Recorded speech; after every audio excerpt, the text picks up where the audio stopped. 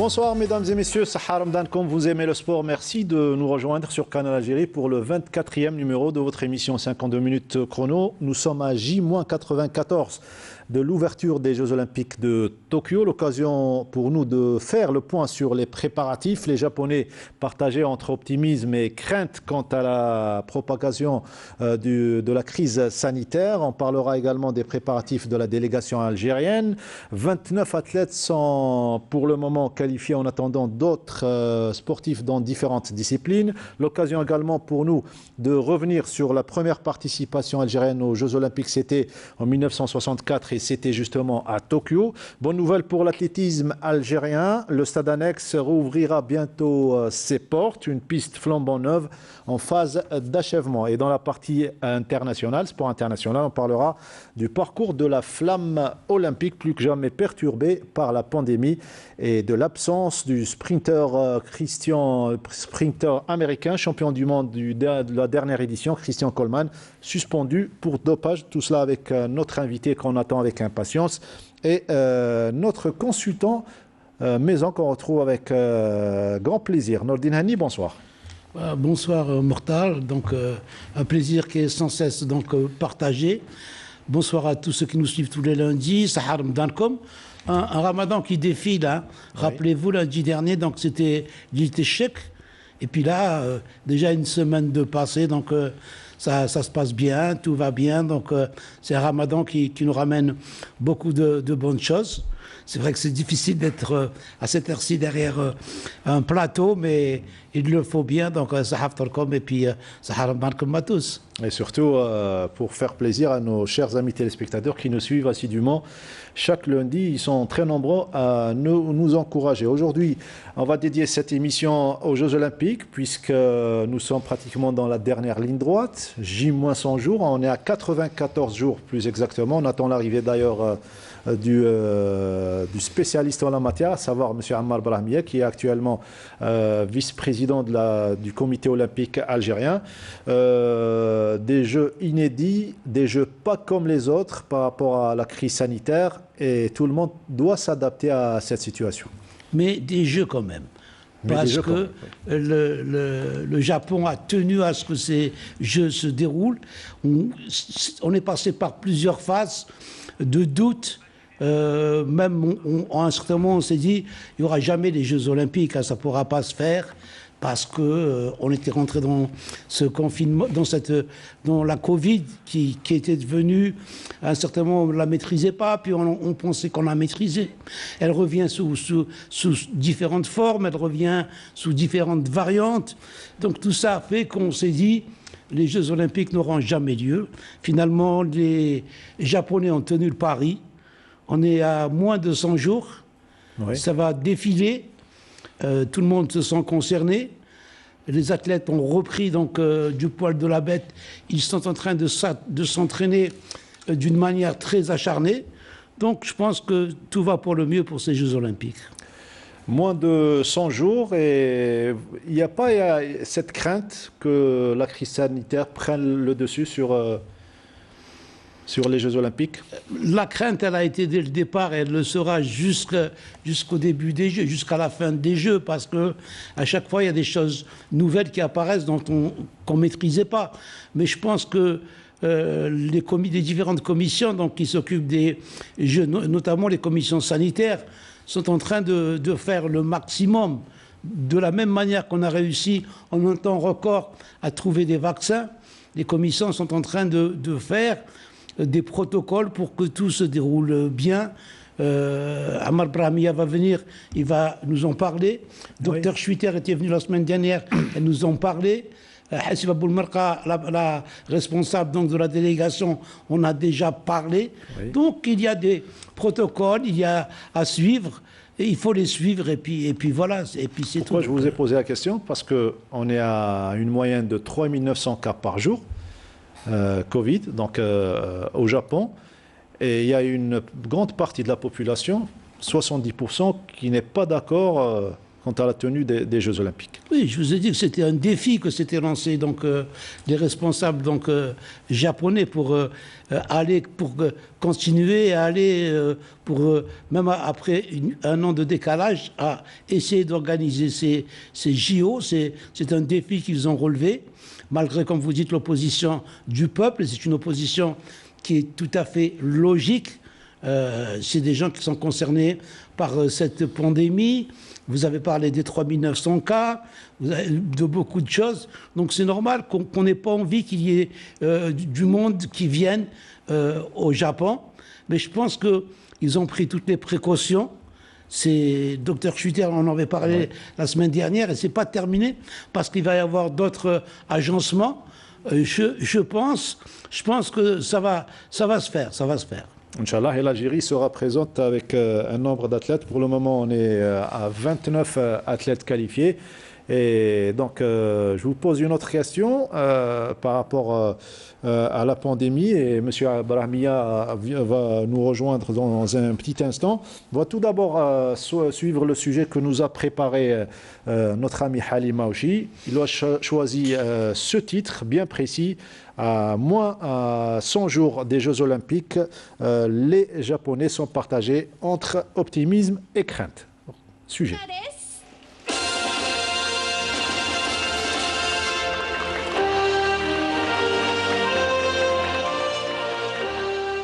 À moins de 100 jours du top départ des JO de Tokyo, le flou concernant le maintien du plus grand rendez-vous sportif de la planète persiste. Des voix s'élèvent encore pour réclamer l'annulation ou tout au moins le report des Jeux au moment où l'archipel connaît une 4e vague de contamination. 70% des Japonais seraient d'ailleurs contre la tenue de ces Jeux cet été, selon les derniers sondages. Mais les autorités nippones semblent déterminées à honorer leurs engagements et à maintenir les dates prévues, à en croire Yoshihide Suga, le Premier ministre japonais, qui a déclaré ce vendredi 16 avril depuis la Maison-Blanche, où il s'était entretenu avec le président US, qu'un nouveau report est exclu et que son pays restait déterminé à organiser les Jeux olympiques et paralympiques cet été. Une organisation synonyme de l'unité mondiale selon lui, précisant que le Japon écoute et apprend de l'Organisation mondiale de la santé et des experts et fait son maximum pour se préparer aux Jeux, et d'ajouter « Il s'agit de faire tout ce qui est possible pour contenir les infections et pour organiser des Jeux en toute sécurité d'un point de vue scientifique. » Les JO qui ont été reportés d'une année et qui doivent s'ouvrir dans la capitale japonaise le 23 juillet prochain mettent chaque jour un peu plus de pression sur le gouvernement nippon pour contenir la crise sanitaire qui menace les Jeux. La situation s'était pourtant améliorée après un état d'urgence des plus stricts, mais les infections sont hélas reparties à la hausse depuis la levée des restrictions le 21 mars dernier. De nouvelles mesures moins strictes que les confinements sévères observés dans d'autres pays viennent d'être adoptées, des mesures qui prévoient principalement la fermeture des restaurants et des bars à 20 heures sous peine d'amende. La ville d'Osaka, dans l'ouest du pays, fait déjà l'objet de mesures spéciales après une recrudescence des cas de Covid-19 qui a entraîné l'annulation du relais de la flamme olympique sur la voie publique dans l'ensemble du département. Les nouvelles mesures qui ont débuté lundi passé resteront en vigueur jusqu'au 11 mai à Tokyo et pourraient même affecter le parcours de la flamme olympique encore une fois. Pour rappel, les autorités japonaises avaient déjà opté pour l'interdiction des spectateurs de l'étranger en raison de l'inquiétude de la population du pays face au Covid-19 et à ses variants. Une mauvaise nouvelle pour les amateurs du sport, mais surtout pour les familles et amis des athlètes qui ne pourront hélas pas partager avec eux leur joie ou leur peine. L'été dernier, les organisateurs voulaient encore faire de ces JO une célébration de la victoire de l'humanité sur le virus, mais leur discours a radicalement changé ces dernières semaines en insistant désormais sur l'anxiété des Japonais et la priorité à accorder à leur sécurité. Mais la nation nippone s'est toujours montrée à la hauteur des grands défis. Alors pourrait-elle sauver ce qui peut encore l'être et offrir à la planète cette fête olympique tant attendue? Une partie de la réponse, c'est avec notre invité qui vient de nous rejoindre, M. Ammar Brahmia, vice-président du comité olympique algérien. Marhaba bik, Sahar Mdanek. Sahar Mdanekom. Oui, donc la ligne de départ attend. Cette fois-ci. Toujours. Non, c'est parce que tout simplement les embouteillages. Les embouteillages, des obligations. Voilà, des obligations. Enfin, merci de votre visite. Vous êtes un habitué à 52 chronos et on va parler des Jeux Olympiques. On est à moins de 100 jours, 94 jours plus exactement. Et l'Algérie s'apprête à vivre et surtout à participer à cette édition totalement différente des précédentes éditions, Ammar.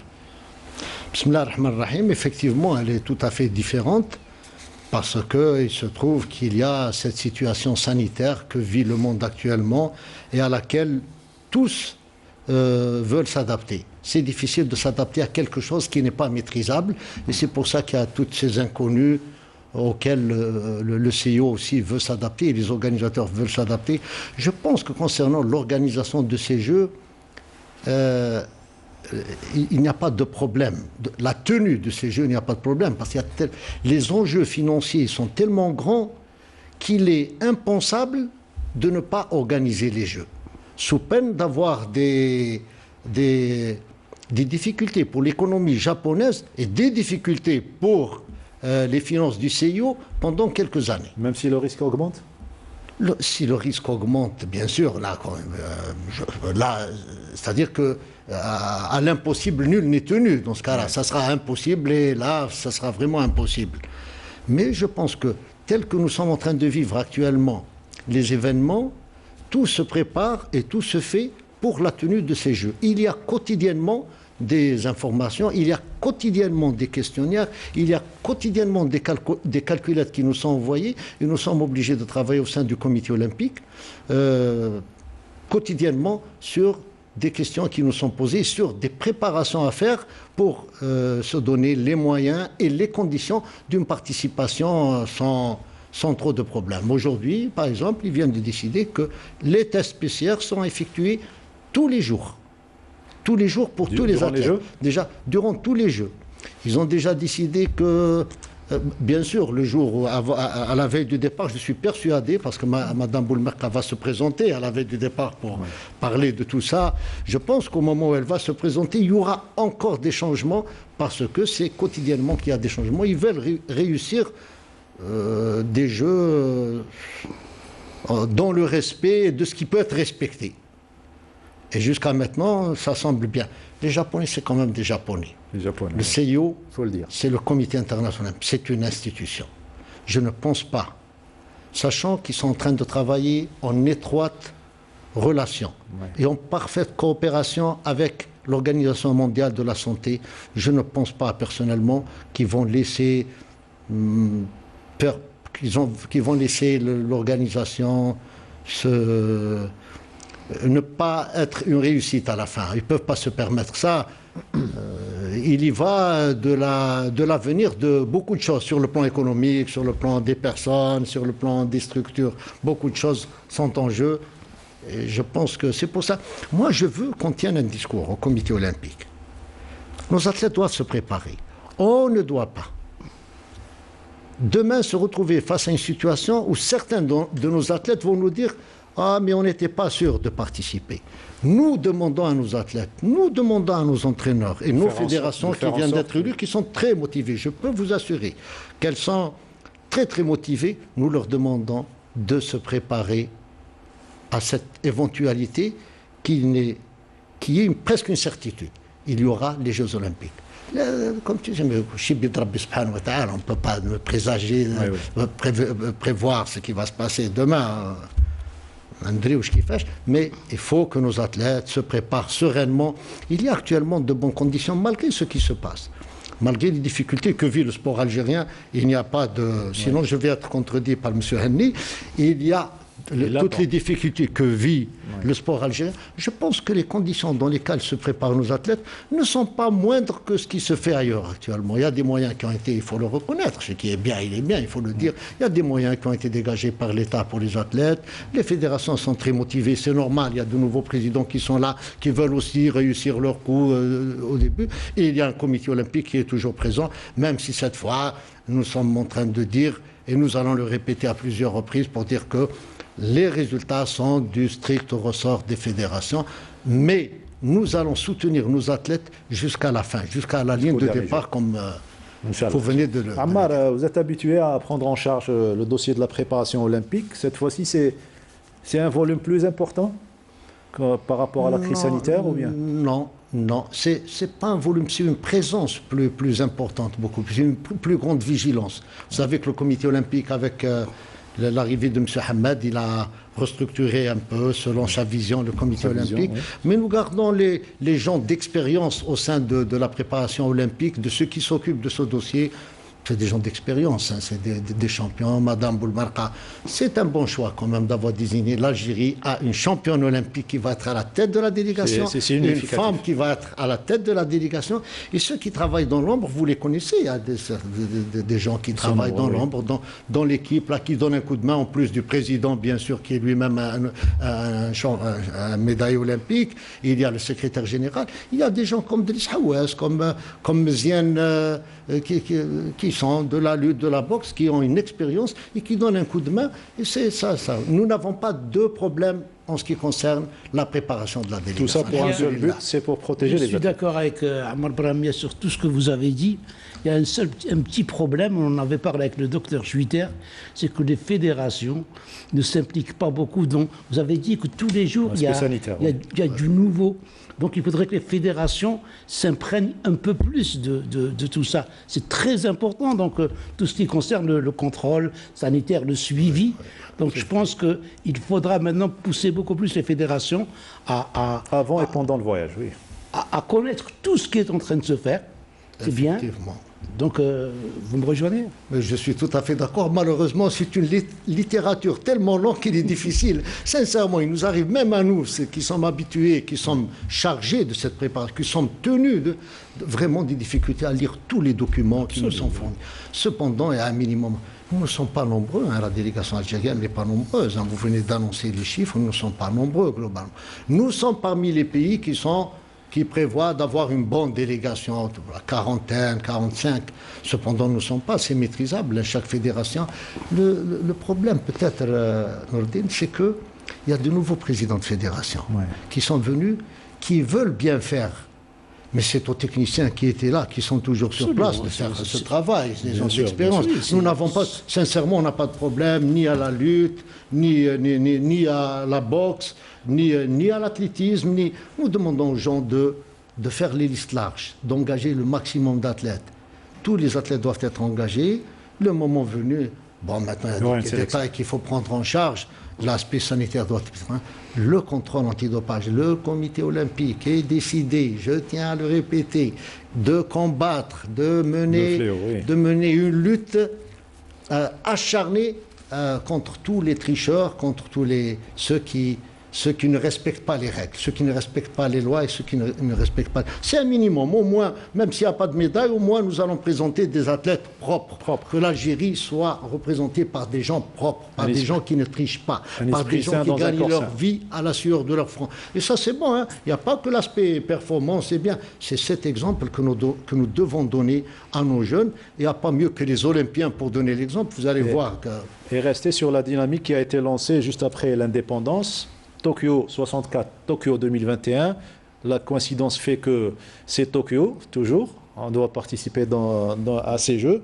Et on va faire un petit rappel, si vous permettez, Ammar Brahmia, Nourdine Hani, de cette première participation où il y avait un seul participant qui avait... Donc c'était M.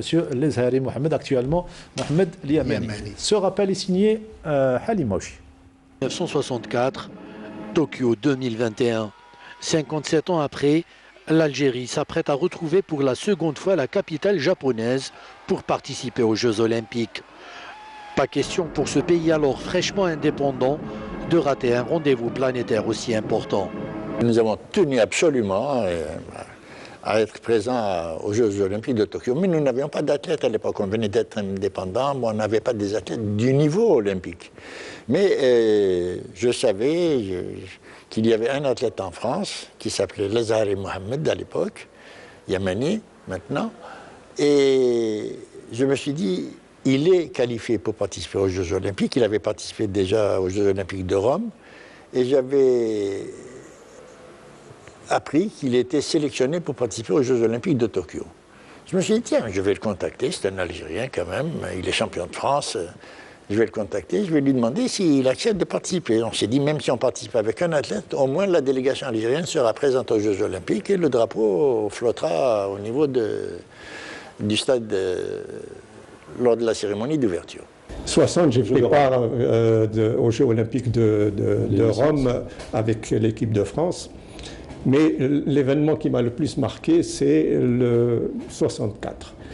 J'étais à l'entraînement, puis le directeur des sports à l'époque, c'était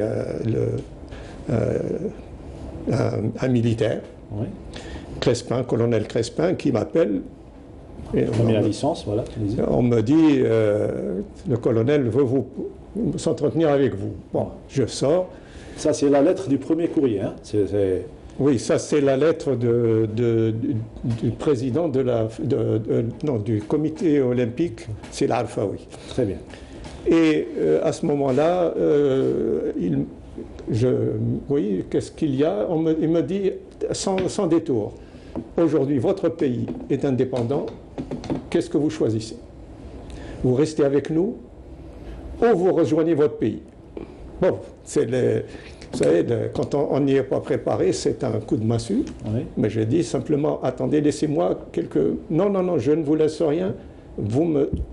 Ça s'est déroulé en 2 minutes. Hein. Entre mon arrivée, mon entretien, tout ça, quand je dis, eh ben, je rejoins mon pays. Et c'est comme ça que, après consultation des instances officielles, ministérielles, nous avons décidé d'être présents et de nous rendre à Tokyo. Et il y avait le docteur Maouche en tant que président et moi-même en tant que secrétaire général. Nous étions les invités du comité international olympique. Et Mohamed en tant qu'athlète, sans entraîneur ni rien. Et nous avons été présents immédiatement après l'indépendance du pays nos premiers Jeux olympiques en 64 à Tokyo. Une première participation dont la symbolique va au-delà de l'aspect sportif et de la performance réalisée. Je dois souligner vraiment que nous avons eu un accueil extraordinaire de la part des Japonais et de notre ambassadeur, c'est Ben Habibis Abdelmalek, toujours en vie. Et je suis vraiment ici, coupé en 4, parce que nous n'avions ni tenue ni rien du tout. Nous nous sommes rendus vraiment à l'aveuglette, mais nous étions présents. Et nous nous sommes fait faire des tenues là-bas, etc., pour défiler, etc.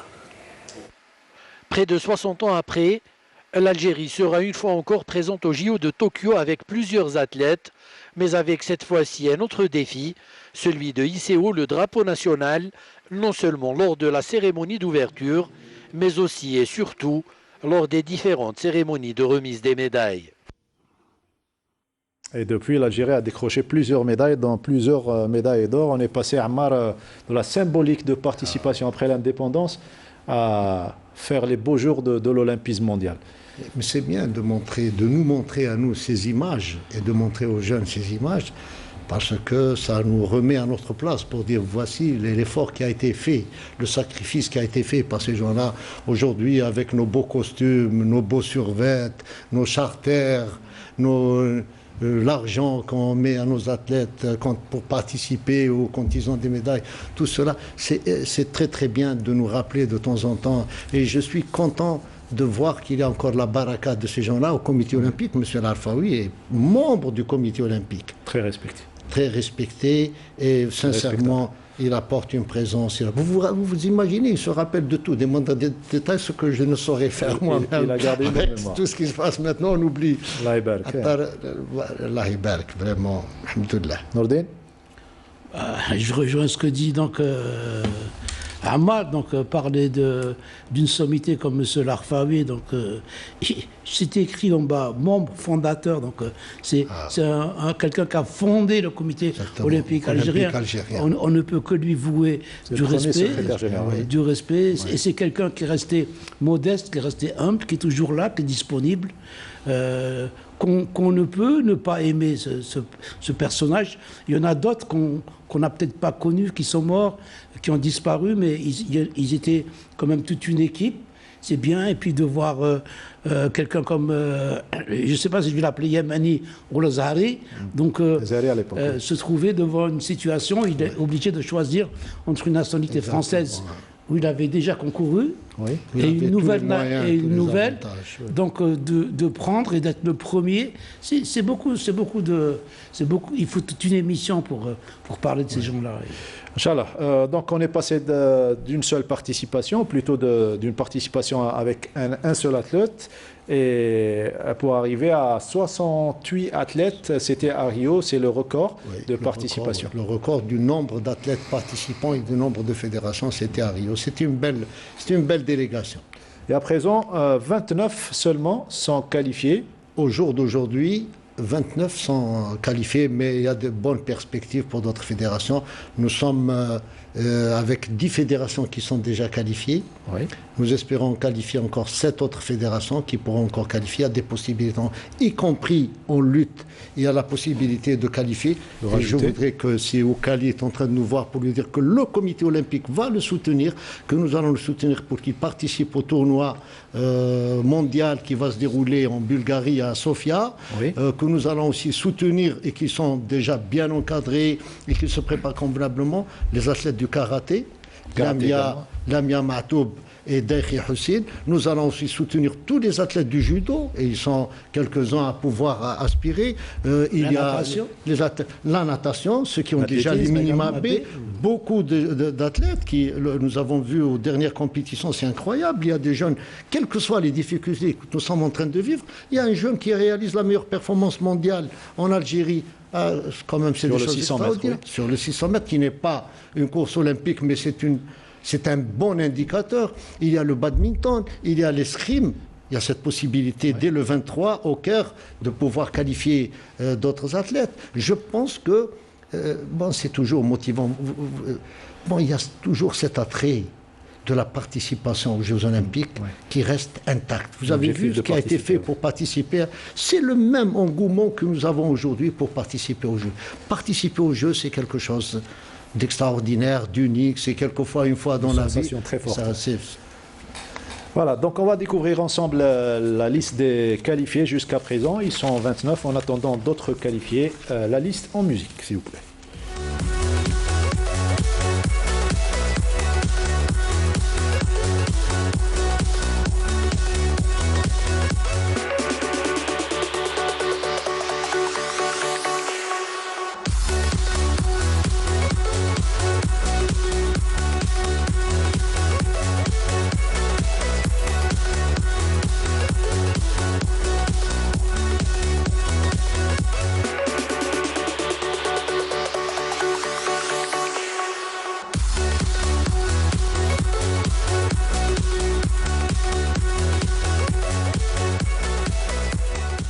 Voilà, vous venez de découvrir cette liste en attendant d'autres qualifiés. Sachez également, vous venez de parler, Ammar, des karatékas. Eh bien, 10 des 16 karatékas algériens engagés dans le tournoi de Lisbonne à partir du 30 avril jusqu'au 2 mai, concourant comité, alors que les 6 autres seront engagés en kata suivant le programme de compétition dévoilé aujourd'hui, lundi, par les organisateurs. Les représentants masculins en comité sont Sami Tass, moins de 60 kg, Mohamed Faisal Bouakal, moins de 67 kg, Yanis Larjan, moins de 75 kg, Sami Brahimi, moins de 84, et Hossein Daïkhi, plus de 84 kg chez les dames. L'Algérie a décidé d'engager Iman Taleb, moins de 50 kg, Widad Draou, moins de 55, Shaima Madi, moins de 61 kg, Lamia Matoub, moins de 68 kg, et Loubna Maqdas, plus de 68. On quitte le karaté pour parler cette fois-ci de votre sport favori, l'athlétisme. Et bonne nouvelle, vous avez foulé la piste du stade annexe, et très prochainement, il y aura la réouverture de ce stade annexe après plus de 3 ans de fermeture. On va découvrir ce reportage signé Sarah Derbel et on se retrouve juste après.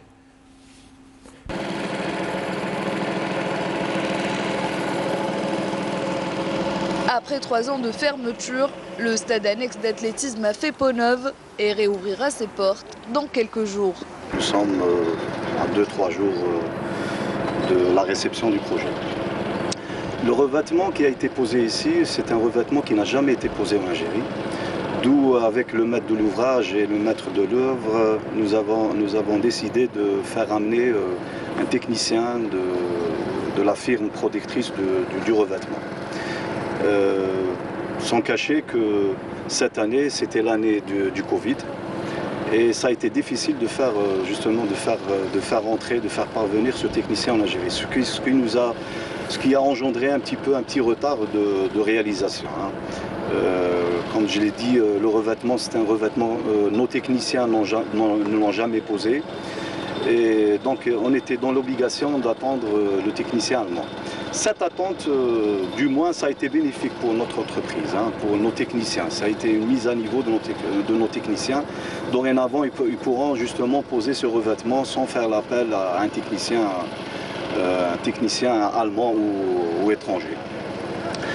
Par rapport au revêtement, c'est un revêtement de très haute performance. Très haute performance, c'est un revêtement imperméable. Quand on dit imperméable, c'est très haute performance. J'espère qu'il sera au goût des athlètes. Ça a été au goût des athlètes internationaux. Maintenant, pour les Algériens, on leur a fourni un revêtement de renommée, un revêtement de très haute qualité. J'espère qu'on attend toujours, qu'ils nous rendent avec des performances et des résultats de très haute qualité. On a pratiquement terminé, il reste juste le traçage de la piste et des aires de saut.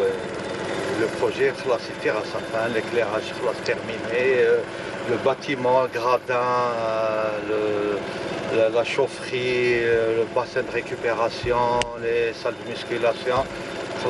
C'est bon, ça tire à sa fin. On attend juste cette semaine et normalement on fera l'inauguration. Un stade avec toutes les commodités nécessaires qui permettra aux athlètes de s'entraîner dans les meilleures des conditions. Mais l'entretien de ce dernier reste primordial. On ne dit pas qu'il faut ménager la piste, elle est faite pour, c'est-à-dire pour que les gens s'entraînent.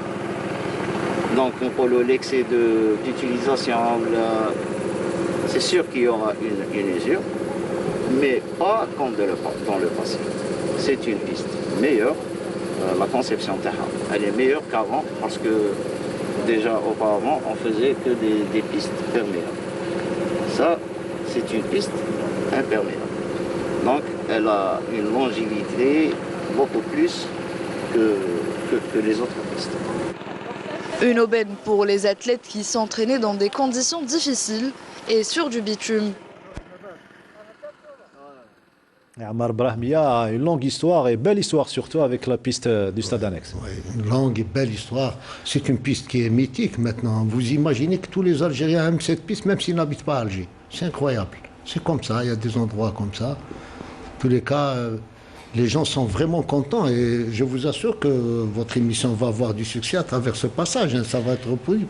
Tout le monde. A commencé par vous êtes certainement très content. Certainement. Je suis aussi sur le terrain un peu avec quelques athlètes et je suis content de pouvoir. Même s'il faut le dire, hein, oui. Le directeur de locaux nous a facilité. Oui. C'est vrai que tout le monde ne peut pas rentrer au stade olympique, mais beaucoup de nos athlètes fréquentent actuellement la piste, y compris quelques jeunes, fréquentent la piste du stade du 5 juillet, même si elle n'est plus très adaptée. Hein. Je tiens personnellement à remercier Monsieur le directeur général de l'Office du complexe olympique pour toutes les facilités qu'il a accordées en ces moments difficiles. Il faut leur rendre hommage à ces gens-là qui font beaucoup pour le sport algérien et surtout durant les moments difficiles que nous avons vécus. Il faut dire également que vous avez partagé le désarroi des athlètes qui se sont entraînés durant 3 années sur du goudron. Bien sûr, ils sont entraînés sur du goudron, à défaut d'avoir...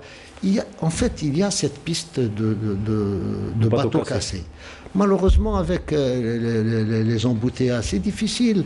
Le centre, en plus du fait que la piste de l'annexe soit une piste mythique, que tout le monde veut, tout le monde a à l'esprit que c'est là-bas qu'il va réussir, ils ont des repères. C'est vraiment difficile pour aller là-bas, hein. C'est vraiment difficile, nous l'avons essayé, c'est vraiment difficile. Ça va être une piste c'est un plus pour la wilaya d'Alger, qui va être utilisée par toute une population, hein, là-bas de la région. Mais cette piste va être un plus pour... et puis la cité olympique algérienne est une merveille. Hein. C'est nous qui avons à un certain moment mal saisi l'importance de cette cité, mais c'est une merveille. Ça reste jusqu'à aujourd'hui une merveille. C'est une merveille, la cité olympique algérienne. Pour faire de l'entraînement, pour faire de la compétition ou tout simplement pour aller marcher en famille. Pour faire de la formation. Pour faire de la formation, mais c'est incroyable. Comment elle a été réfléchie, comment Allah yarhamk ya Boumedine, cette cité, c'est incroyable. En 72. À partir des années 70, 72, avec des ministres qui se sont occupés et qui étaient... Abdallah Fadel, Baghdadi, c'est des gens qui se sont vraiment... Quand vous voyez la coupole, par exemple, c'est incroyable. Tous les jours, il faut aller là-bas, voir la coupole, il faut voir. Moi, j'ai eu la chance de vivre là-bas pendant 5 ans, donc, puisque j'ai fait mes études.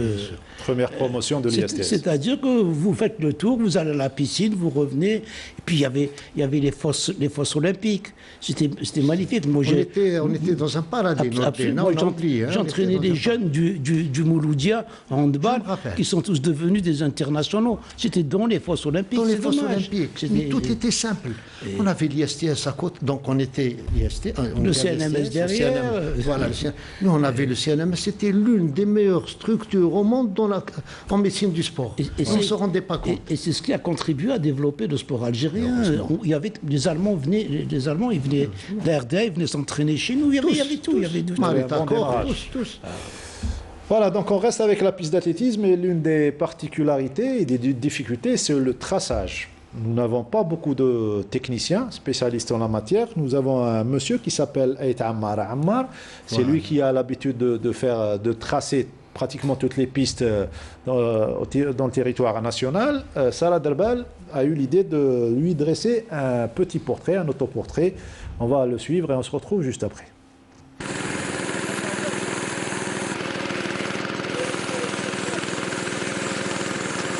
C'est pas une chance d'être unique. Être unique, peut-être que... Mais il y a une relève. Il y a un architecte qui fait le même travail. Et comme généralement en une année, pratiquement il y a 4 ou 5 pistes qui se font en Algérie. Donc ça ne sert à rien d'avoir 2, 3, 4, 5, sinon ils vont chômer. Donc on est à 2. Donc on travaille ensemble.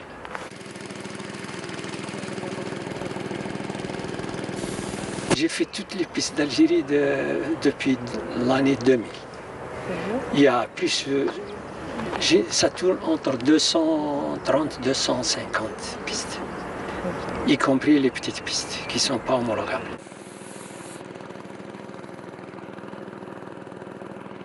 C'est-à-dire si on est ingénieur en génie civil, on ne peut pas faire ça.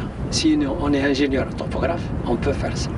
Donc il reste quelques trucs à connaître et c'est tout. Il y a des milliers de topographes, peut-être mieux que moi, mais ils ne font pas de piste d'athlétisme. Moi, j'ai eu la chance de connaître comment tracer une piste d'athlétisme et je le fais avec plaisir.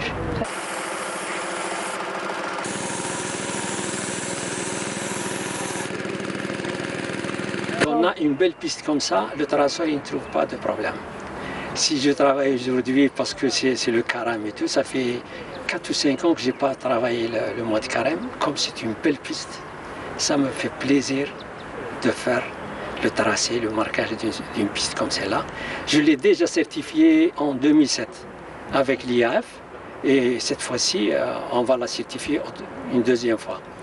Et il y a 2 pistes en Algérie qui sont certifiées. Il y a le 5 juillet qu'on a fait ensemble avec un certain Eberhard Ber et cette fois-ci, on l'a fait pour la deuxième fois. Bon, l'histoire de mon chapeau, je l'ai pris, ça fait, je ne sais pas, peut-être 10 ans. Et comme j'ai fait beaucoup le sud, donc je le portais toujours. On vous redonne votre chapeau. Je vous remercie.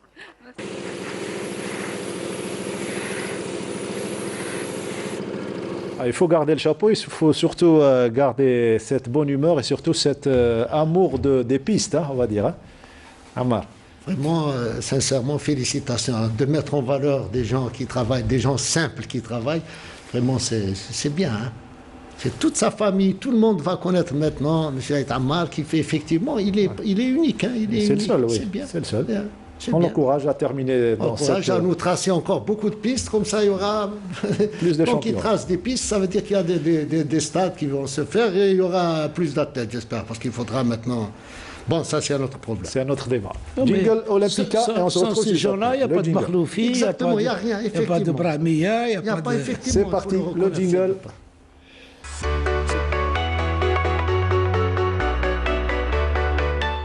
Voilà, dans la partie Olympica, on va vous emmener bien loin aux Jeux Olympiques de 48 et c'était les premiers Jeux à Ammar Brahmiya après donc, la guerre mondiale, la deuxième guerre mondiale. Il fallait une nation qui se proposait pour organiser les Jeux de 48 puisqu'en 44 c'était pas possible. Le monde était en plein reconstruction. Cette fois-ci, on va atterrir à Londres avec ces Jeux de 48 et l'une des figures marquantes des Jeux de 48, c'est le Tchèque Emil Zatopek, la locomotive tchèque qui a brillé, qui a remporté plusieurs médailles. On revient sur l'une de ses courses dans cet extrait du magazine Olympique.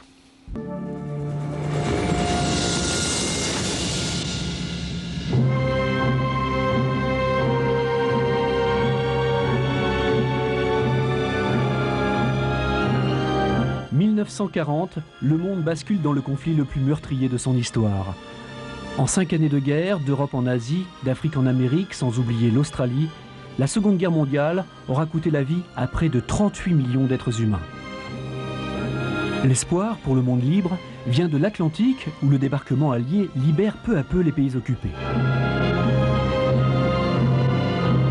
4 ans plus tard, les Jeux, qui n'avaient plus été célébrés depuis 12 ans et Berlin en 1936, revoient le jour en Angleterre. Quelle revanche! L'idéal olympique ne pouvait pas mieux renaître que dans un pays et une ville, Londres, symbole de l'espoir et de la résistance dans les années les plus sombres du conflit. 1948 marque l'arrivée chez les hommes d'un des plus grands champions de l'olympisme moderne. Emil Zatopek entame en Angleterre sa longue carrière olympique. Le coureur tchèque remporte les 10 000 mètres sous l'œil d'un nouveau témoin des Jeux. Londres en 48, c'est l'apparition de la télévision et des premiers téléspectateurs. Des années 50 à aujourd'hui, j'ai toujours été un grand fan des Jeux Olympiques. À l'époque, j'habitais avec ma grand-mère qui avait acheté, après la guerre, sa première télévision, avec un écran d'eau pour grossir l'image. Et nous regardions les Jeux. Je regardais l'histoire de Zatopek, tout le monde l'a prédit.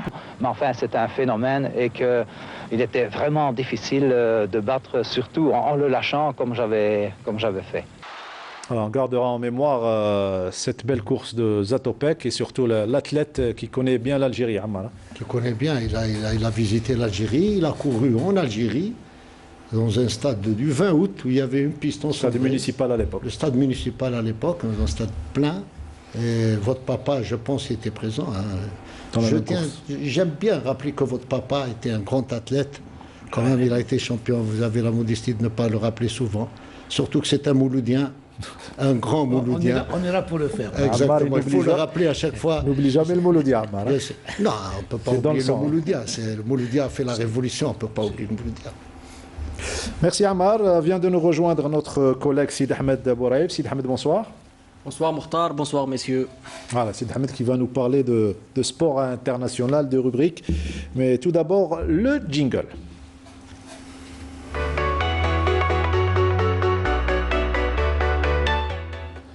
Avec vous, Sid Ahmed Bouraïb, on reste dans l'ambiance des Jeux Olympiques avec le relais de la flamme qui se poursuit toujours, malgré la pandémie. Malgré la pandémie, ce week-end, la flamme était du côté de la préfecture de Tokushima. Alors c'est la 11e préfecture sur 47 que visite la flamme. La préfecture de Tokushima qui est célèbre pour ses ponts, comme on voit là. Alors le public a fait son retour pour cette occasion après l'étape précédente qui a eu lieu à Osaka. Alors l'étape d'Osaka s'est déroulée à huis clos à cause de la situation sanitaire qui prévaut là-bas. Ammar, rien n'éteindra cette flamme. Rien n'éteindra, hein, surtout pas avec les Japonais. Les Japonais qui sont à cheval pour réussir la préparation. Pour réussir la préparation et pour faire en sorte, comme on a dit, que les Jeux aient lieu sur un degré de réussite assez élevé. Inch'Allah. Sid Ahmed, les Russes qui dévoilent leur tenue pour les Jeux Olympiques? Alors la Russie, qui est encore suspendue par le CIO, sera privée de son drapeau et de son hymne national à Tokyo. Alors ces tenues porteront le nom et le logo du comité olympique russe. C'est aussi sous cette bannière que les athlètes russes évolueront. Alors c'est à Moscou, lors d'un défilé, qu'ils ont été présentés les tenues aux couleurs du drapeau russe. Alors le blanc, le bleu et le rouge. Ces couleurs qui ont été approuvées par le CIO. On voit ces belles images. Une façon originale de présenter. C'est une déception, Ammar, de ne pas voir les Russes. Non, je pense que c'est au contraire. Moi, je trouve que c'est une décision bien réfléchie. Hein. Il faut toujours punir ceux qui trichent. Tout simplement. Hein. La Russie, c'est un pays ami, l'Algérie. Bon, maintenant, c'est les responsables de l'époque qui ont bien failli à leur mission. Il y a eu une situation où il fallait sévir et le CIO a bien fait de sévir. Ça donne un exemple. La Grande Russie, bon, ça aussi, ça nous donne un peu la force d'une institution comme le CIO. Oui. Comme le CIO, qui interdit à ce grand pays, à ce mastodonte de la politique, à ce mastodonte sur le plan de la superficie, qui lui interdit tout. Et vous imaginez un peu ce qui se passe en Russie, de ne pas participer, de ne pas avoir la chance de participer. C'est un drame. C'est un drame, mais c'est la règle du jeu. Il ne faut pas tricher, il faut qu'il y ait des athlètes propres, il faut que tout le monde respecte les lois et les règles. Très bien. Nordine Hani, votre avis sur la non-participation de la Russie et surtout le fait que de grandes nations avec leur force n'arrivent pas à prendre le dessus sur l'éthique du CIO. Écoutez, ça, comme l'a dit Ammar, ça prouve la grandeur de ce comité international olympique et à travers lui, tous les comités nationaux. Donc il faudrait qu'on revienne à ça. En Allemagne, c'était le comité olympique allemand qui gérait le sport en Allemagne. Il n'y avait pas de ministère de la jeunesse et des sports. Donc le comité olympique doit avoir une certaine notoriété, doit avoir une certaine... on devrait le prendre vraiment au sérieux. C'est lui qui fait de l'éthique, c'est lui qui fait tout. Arriver donc à suspendre un pays comme la Russie... Il ne laisse personne tricher parce qu'on a pris l'habitude de voir qu'on fermait les yeux sur ça. Avec le comité international olympique, on ferme les yeux sur rien. C'est un exemple que tout le monde doit suivre. Et puis un point, c'est tout. Sidi Ahmed, on reste avec le dopage pour parler du tribunal arbitral du sport qui réduit la suspension du champion du monde du 100 mètres, l'Américain Christian Coleman, de 6 mois. Alors, la suspension qui devait prendre fin le 13 mai 2022, alors Coleman pourra recourir à partir du 14 novembre prochain. Il ratera quand même les Jeux de Tokyo. Christian Coleman avait été suspendu pour avoir manqué 3 fois à ses obligations de localisation antidopage. Il a été sacré champion du monde sur le 100 mètres en 2019. Très bien, on attendait le présenter comme la relève du roi Usain Bolt. On n'aura pas cette fois-ci une star sur la ligne droite. On termine avec du tennis, c'est le sacre du grec Stefano Tsitsipas, si je ne me trompe pas, à Monte-Carlo. Tsitsipas qui était opposé au russe Andrei Rublev en finale, il l'emporte en 2-7, 6-3, 6-3. Le grec aura dominé les débats du début jusqu'à la fin face à un adversaire qui a battu Rafael Nadal quand même en quart de finale. Voilà, merci Sidi Ahmed Bouraï pour ces brèves internationales. On revient à notre invité. Surtout qu'il ne nous a pas mis de football. Pas de foot aujourd'hui, il n'y a pas de foot. Ammar Brahmia, pour parler de l'organisation du départ surtout, des départs, puisqu'il y a plusieurs départs à gérer, Ammar. Donc, tel qu'il a été déjà annoncé par Mme Boulmerka au cours de notre dernière rencontre avec les fédérations, le regroupement, forte probabilité, le dernier avant le départ, qui se tienne en Turquie, sachant que les organisateurs ont décidé de ne faire arriver sur le sol japonais les athlètes que 5 jours avant. 5 jours avant, pour l'Algérie, c'est pas bon. parce qu'il y a un décalage horaire de 8 heures et nous sommes obligés d'avoir au moins 8 jours. Donc il a été réfléchi et décidé au sein de l'exécutif d'envoyer les athlètes se regrouper pour la dernière phase de préparation en Turquie. Ils auront déjà avalé ce décalage horaire et ensuite les 5 heures entre la Turquie et la partie turque est elle est très disponible. Elle coopère très très bien. C'est à la demande de madame que je tiens à remercier, à son excellence l'ambassadrice de Turquie en Algérie, qui a décidé avec son gouvernement de faciliter toutes ces opérations d'octroi de visa. Ça se fait actuellement, c'est pour ça qu'il y a beaucoup d'Algériens qui tiennent leur stage en Turquie avec beaucoup de facilité. Ça sera aussi avec la compagnie turque à des tarifs préférentiels. Et donc les départs pourront avoir lieu à partir de la Turquie, à partir de l'aéroport d'Istanbul vers Tokyo, dès que le temps imparti pour arriver là-bas, décidé par Ilara, sera arrivé. Beaucoup d'athlètes vont passer l'Aïd en Turquie, malheureusement, mais c'est la vie. L'Aïd étant le 20, Inch'Allah, le 20 juillet, donc beaucoup de nos athlètes vont passer soit à Tokyo, parce que la première délégation arrivera, Inch'Allah, à Tokyo le 18. Ça sera celle de l'Aviron. L'Aviron qui va commencer avec Boudina. Boudina, que je salue. Donc notre père, en fait, Boudina, la père algérien qui va commencer très tôt. Les épreuves vont commencer avec Aïdaoud, vont commencer.